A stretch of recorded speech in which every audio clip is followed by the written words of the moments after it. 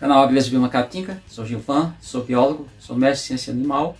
Jornal do ABC, número 143.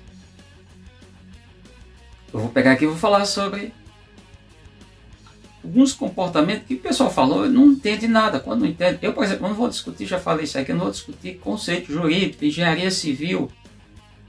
Alguns pontos que eu não domino, eu posso discutir algo dentro da ciências da natureza e alguns pontos que eu venho dominar. Esse eu domino, que é a questão de sobreposição de espécies aqui, biológicas, e muita gente falando besteira, e aí muitas coisas também, porque o canal é grande, tem milhares, centenas e milhares de pessoas, isso não quer dizer nada, absolutamente nada. O cara, quando é mentiroso, ele pode ser mentiroso com um número de telespectadores pequeno, quanto também com milhões. Vê aí na rede social, inclusive, a gente chama isso de cultura tóxica. É cultura, não sou eu, essa definição não é de Gilvan, é de outros. Mas vamos a alguns pontos, e nesse caso vou falar dos isolamentos reprodutivos.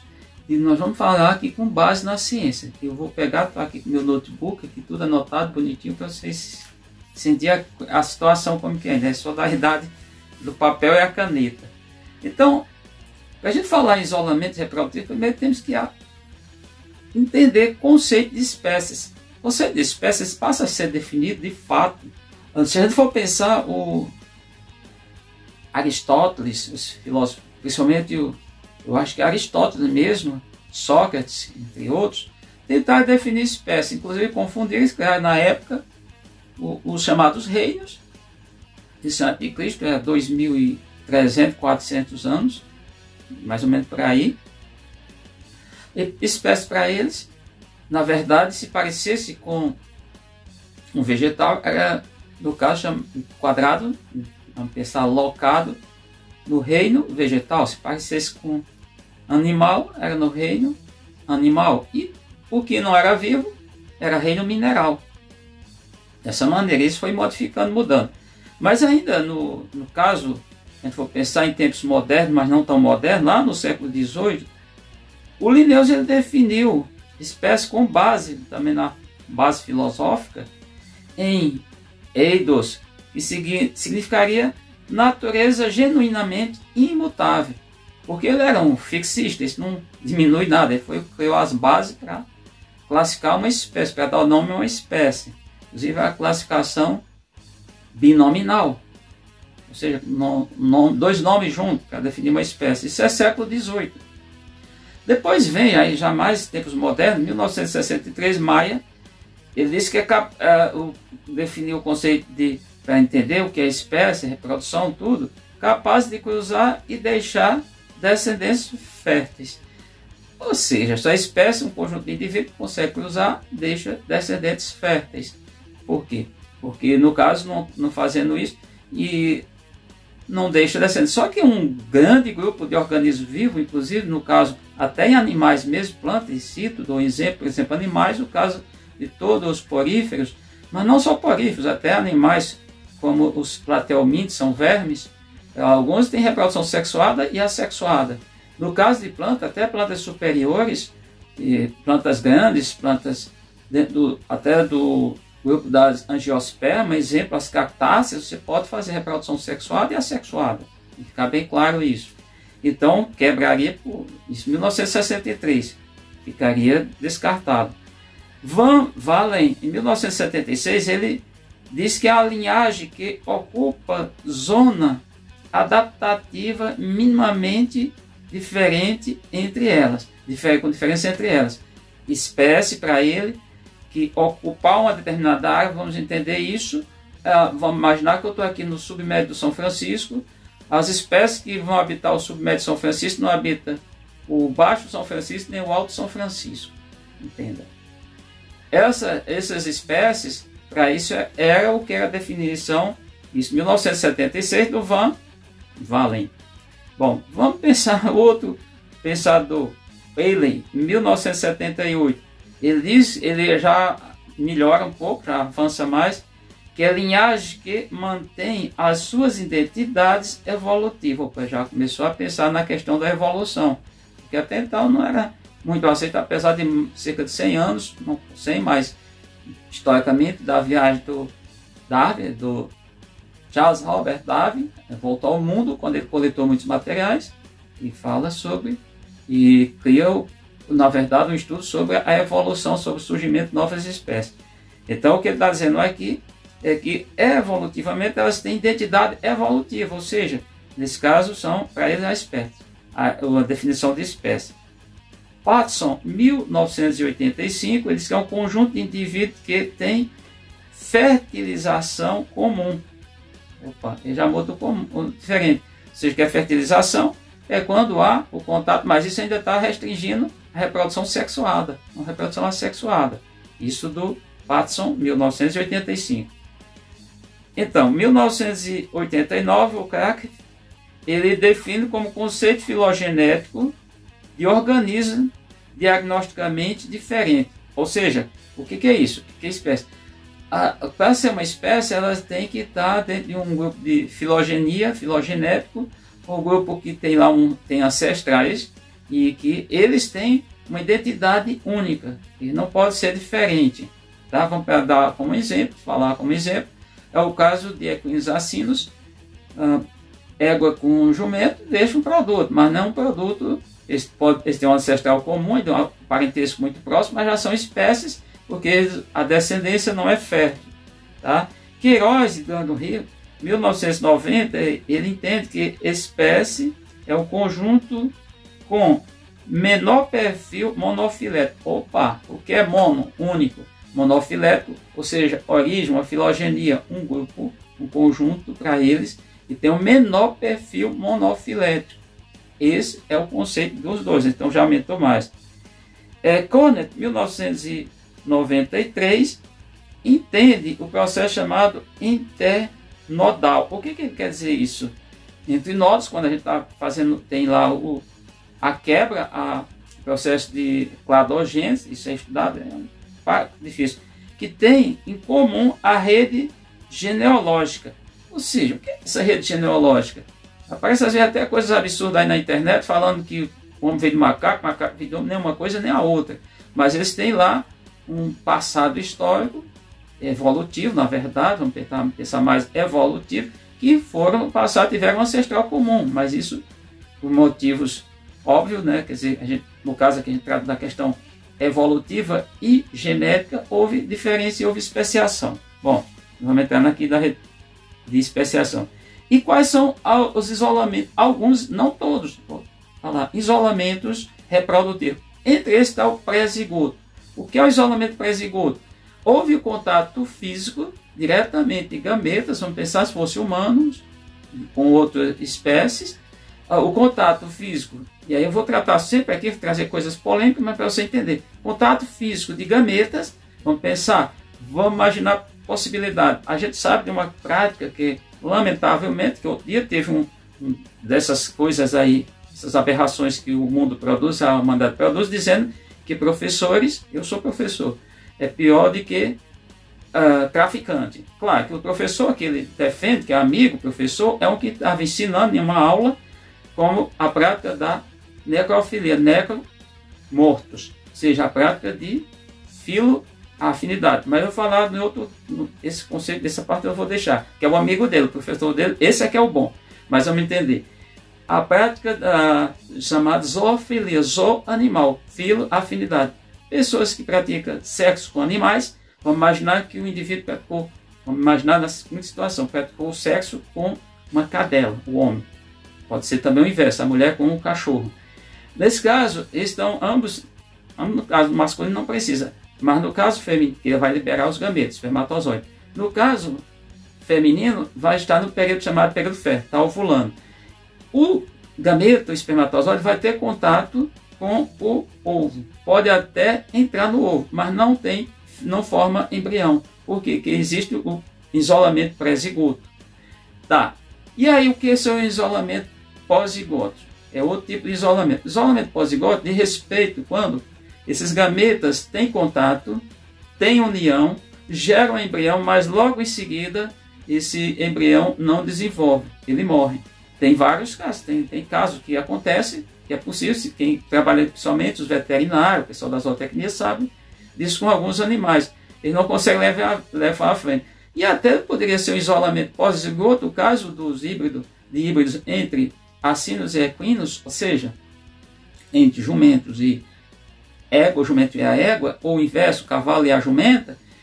Há um isolamento pós-zigoto porque forma até um produto, o embrião, que é a mula, o burro, etc.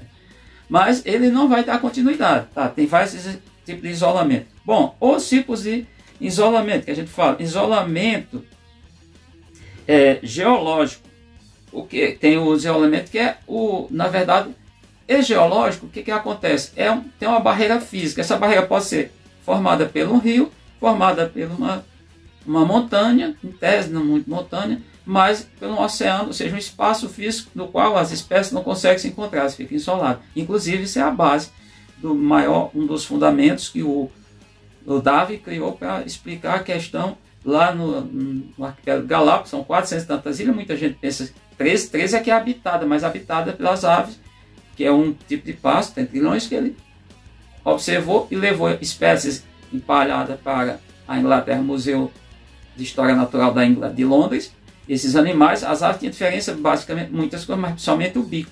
E ele falou, e ele explicou sobre isso. Então, esse é um isolamento. Isolamento sazonal. Não confundir isolamento sazonal com climático.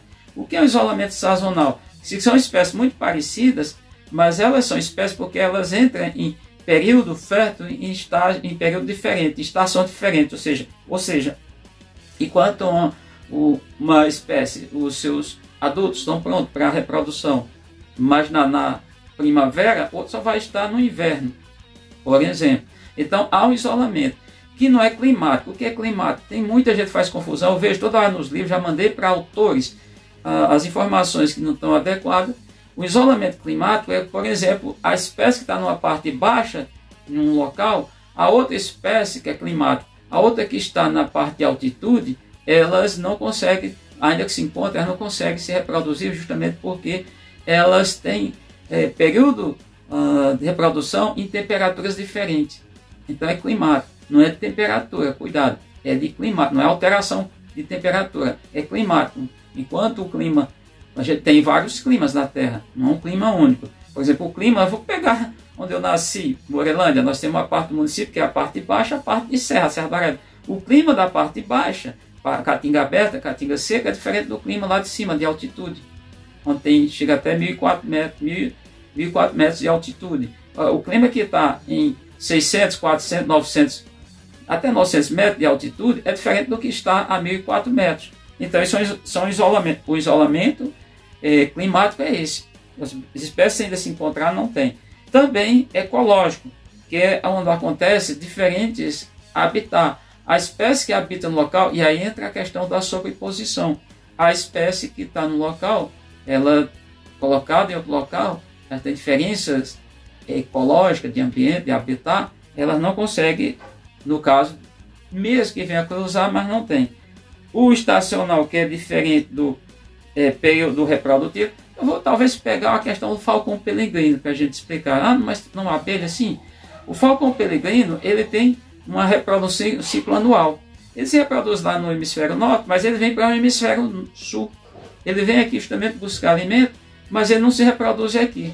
Porque para se reproduzir, ele depende lá do local do habitat natural dele. Então, isso é isso.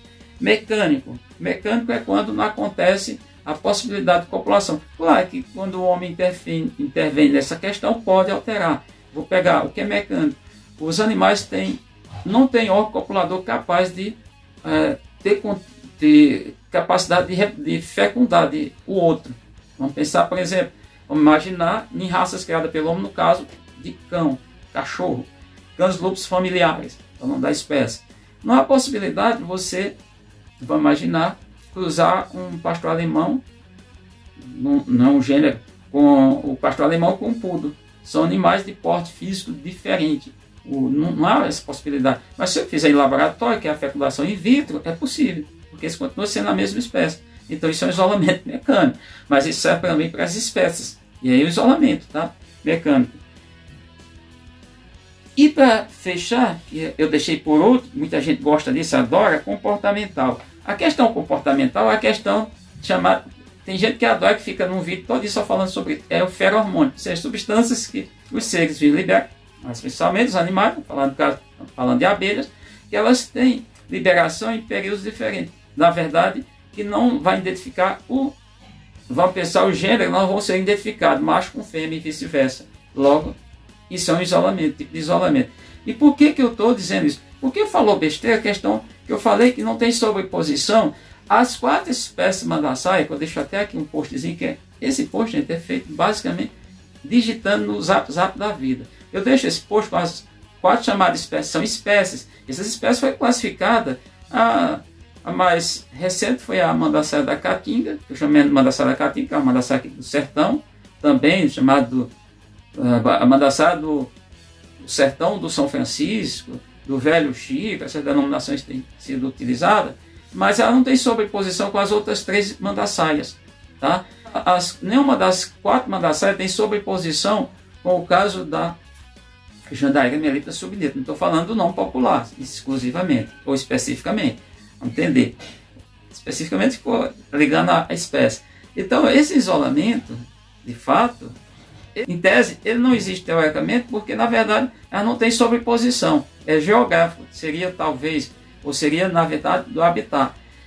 Então, quando você junta as espécies, elas podem tentar, porque eu tenho um vídeo, eu não posso publicar aqui no canal, porque o YouTube pode derrubar meu vídeo, porque o vídeo é lei, o cara pode também, futuramente, na verdade, cobrar direitos autorais. Não é que não tem esse rendimento, esse rendimento aqui, mas pode cobrar isso. Eu sou cuidadoso nesse ponto, não falar. Mas o caso do zangão, da mandaçaia da Caatinga copulando com a princesa da Jandaíra melita subnita. Aí o que pode acontecer? Esse isolamento pode ser o pré-zigoto, um dos isolamentos que eu citei aqui atrás. Então entenda. Então, portanto, não existe sobreposição, essas abelhas citadas, nenhuma delas, das 5 espécies, assim como não existe com várias urussus, onde tem uma não tem a outra, e vice-versa. É importante entender isso, porque entra naquela questão do isolamento de habitat, isolamento local, é do habitat, não é questão geográfica. Ela não tinha uma barreira, uma transposição física, alguma coisa que ela tivesse que transpor, um oceano, um rio, outra coisa, para ela poder chegar no ambiente. O isolamento é puramente de habitat.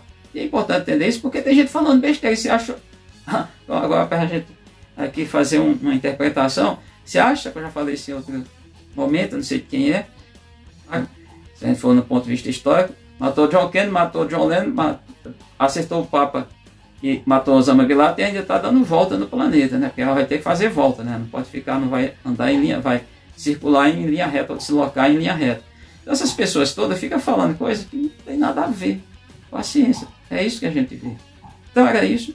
Espero que tenha explicado de maneira clara, objetiva, claro, pegando o que tem e para a gente saber que tem sim isolamento, mas que elas podem, por conta lá dos 2 tipos de isolamento, tanto o pré-zigoto principalmente e o pós-zigoto, porque elas estão em isolamento de habitat.